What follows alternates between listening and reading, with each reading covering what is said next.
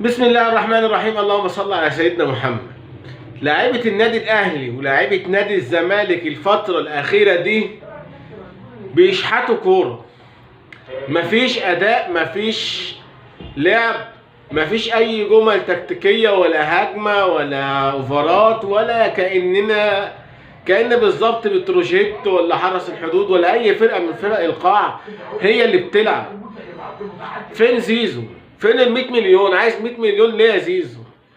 زيك زي اي لاعب موجود في الزمالك. اللاعب الوحيد اللي بيفرق مع نادي الزمالك وجوده وغيابه هو عبد الله السعيد. شايفين الزمالك من غير عبد الله السعيد لا حول له ولا قوه. وجروس بتعمل ايه يا جروس؟ انت بتشوف اللاعب الكويس وتقعده.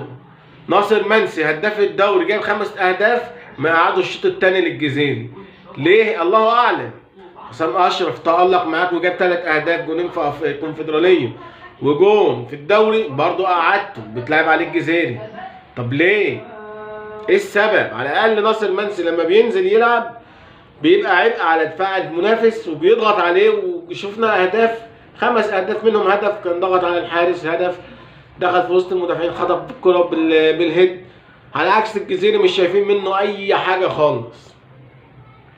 وكل لاعب يجي يجدد في الزمالك انا عايز شوال دولارات، عايز دولارات، عايز 100 مليون، عايز 40 مليون، عايز 50 مليون. طب ليه؟ ده انا الواحد بيستعجب من اللعيبه دي ازاي جت الزمالك والله. يعني منه لله اللي جاب 3/4 اللعيبه دي ما لهاش انها تخش من باب بوابه نادي الزمالك اصلا. ما توقفش على عربيه فول ولا عربيه اي حاجه قدام النادي. يعني ايه ده؟ ايه الاداء ده؟ ايه المستوى اللي احنا بنشوفه ده؟ شفنا الهدف بتاع نادي فاركو في النادي الاهلي بتاع ظهير المترجي، مفيش لعيب في الزمالك جابه. مفيش لعيب في الزمالك بيصوب بالطريقه دي باستثناء مثلا عبد الله السعيد، زيزو شويه.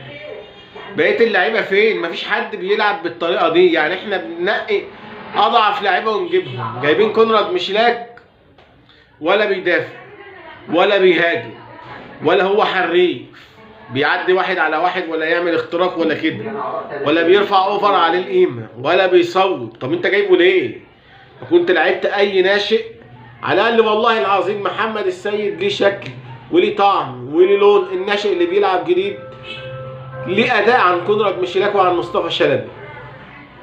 عايز اقول لك كمان عن زيزو في الماتش اللي فات، يعني نازل.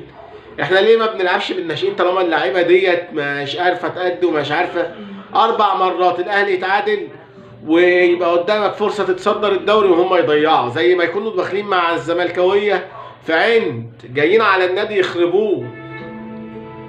انت لو نادي الزمالك مش فايق، لو نادي الزمالك في مستواه الطبيعي ولا اقل من الطبيعي كان زمانه دلوقتي متصدر الدوري بفارق على الاقل 5-6 نقط عن النادي الاهلي، وكان زماننا يعني بنسبه كبيره نادي الزمالك منافس قوي ويكسب الدوري السنه دي. ولكن احنا اللي بنضيع الفرص السهله. جاي قصاد طلائع الجيش تتعادل، قصاد سيراميكا تتعادل، قصاد فيوتشر تتعادل، والمصري بيهزمك. الله، ايه الفرق بينكم وبين بقيه الفرق التانيه؟ ايه يا زيزو اللي يخليك تطلب 100 مليون؟ بقى عملت انت ايه عشان تاخد 100 مليون؟ باستثناء ان انت بتشوط ضربه جزاء او بتشوط فاول. فانا شايف بصراحه ان كل لعيبه الاهلي والزمالك مفيش لعيب يستحق الملايين المبالغ فيها اللي بتنطلب دي. اقصى لعيب من اللعيبه دي ما يزيدش ثمنه عن 20 مليون مثلا، ويبقى كتير عليه قوي قوي يعني. وفي ناس مسعره اللعيبه في الدوري المصري ب 12 مليون، باستثناء بقى فلتات زي مين؟ فلته زي عبد الله السعيد. عبد الله السعيد بسم الله ما شاء الله، كرة بتطلع من رجله مظبوطه، تصويب على المرمى الدقه بتاعته عاليه جدا، وبيقدر يعدي 1 على 1. زيزو لا حول ولا قوه الا بالله، ساعه كويس، ساعه اداء كويس، وساعه يقدر يبقى خطر، وساعه تحس ان انت معاك لعيب كبير، وماتشات تانيه ما تلاقيهوش. مين تاني في الزمالك لعيب يستحق الملايين؟ مانيش شايف، لا في الدفاع ولا في خط الوسط ولا في الهجوم. يعني كل لعيب كده بيبقى له فتره يعني محمد شحاته دلوقتي نوعا ما كويس، دونجا اوقات واوقات، انما اللعيب اللي هو تقيل يشيل الفرقه مفيش. الاهلي مفيش لعيب في الاهلي يستحق الملايين دي كلها. امام عاشور يعني ايه؟ اعمى يعني مفتح وسط عور، هم كلهم مالهمش فيهم. امام عاشور بس عنده الاساسيات وبيشوط كويس على الجون، فده نجم النجوم بقى ياخد له 200 300 مليون على كده، حاجه غريبه جدا.